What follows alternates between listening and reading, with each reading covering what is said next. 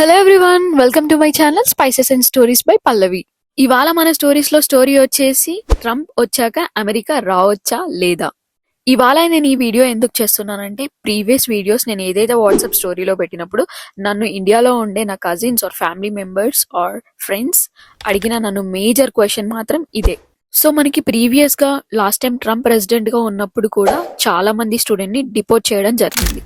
ఎందుకంటే రీజన్స్ వచ్చేసి fake documentation అవ్వచ్చు, పార్ట్ టైం వర్క్ చేయడం అవ్వచ్చు, ఇల్లీగల్ వర్క్స్ అవ్వచ్చు, లేదా తక్కువ యూనివర్సిటీస్ పెట్టుకొని వచ్చిన వాళ్ళని, ఇలా చాలా రీజన్స్ ఉన్నాయి. సో ఫస్ట్లీ మీరు F1 స్టూడెంట్ గా అమెరికా రావాలనుకుంటే డాక్యుమెంటేషన్ ఆర్ పేపర్ వర్క్ చాలా క్లియర్ గా ఉండేలా చూసుకోండి. నెక్స్ట్ మేజర్ థింగ్ వచ్చేసి లో ఫీ ఉన్న యూనివర్సిటీస్ అవాయిడ్ చేయడం good option. Next major thing వచ్చేసి మీ స్టడీ రిలేటెడ్ కోర్సెస్. ఎగ్జాంపుల్ వచ్చేసి మీరు ప్రీవియస్ గా సివిల్ ఇంజనీర్ చేసి ఇప్పుడు ఇక్కడ మాస్టర్స్ కి కంప్యూటర్ సైన్స్ రావాలంటే దానికి రీజన్స్ కూడా ఆప్షన్స్ పెట్టుకోండి. College fee documentation, living expenses, financial documentation అన్ని ప్రాపర్ గా ఉంటే అసలు దేనికి భయపడాల్సిన అవసరం లేదు. ఆల్ ది బెస్ట్ ఎవరైతే రావాలి అనుకుంటున్నారో. మీకు ఇంకా ఏదైనా డౌట్స్ ఉంటే నన్ను కామెంట్స్ లో అడగొచ్చు. Thanks for watching my video.